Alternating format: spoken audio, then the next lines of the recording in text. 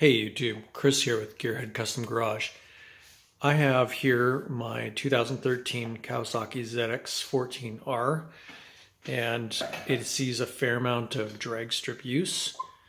It gets regular maintenance, and so this is the end of the season for me. And so what I'm doing here is draining the oil, just doing a simple oil change. And I just wanted to show a few things, just basic, but maybe help somebody out here. First of all, I like to get a look in the, before I drain too much, like just drain a little bit of oil, and I like to look in the oil pan just to see if there's any, what kind of particles are noticeable in the oil to the eye. There's going to be a little bit of obvious clutch dust.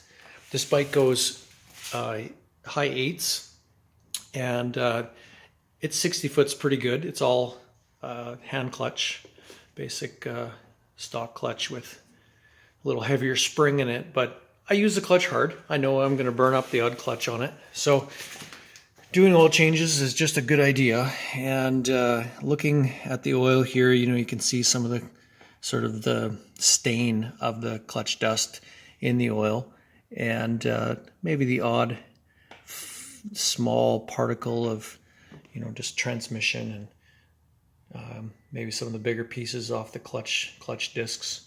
But basically I don't see anything in here that would be concerning. The other thing I like to check and make sure your oil plug is a magnetic one. This one's an aftermarket, but it has, I don't know if the light doesn't quite show it. There it is. There's a little bit of muck on the end of that, a little bit of magnetic muck. Again, not terribly concerning. This is within reason for the type of use or abuse, I guess you could call it. I put it through, and then what I do, I've actually got the majority of the oil in this container here. I run it through a strainer just to double check to make sure there's no larger particles, nothing's come apart inside, and I like to be fairly fussy. So that's just regular maintenance, and checking for what I do on a regular basis. But then, because I have about 10,000 kilometers on this bike right now, and because it sees so much use, or like just constant clutch slipping, sliding off the line, I believe in pulling the oil pan off at the end of my season.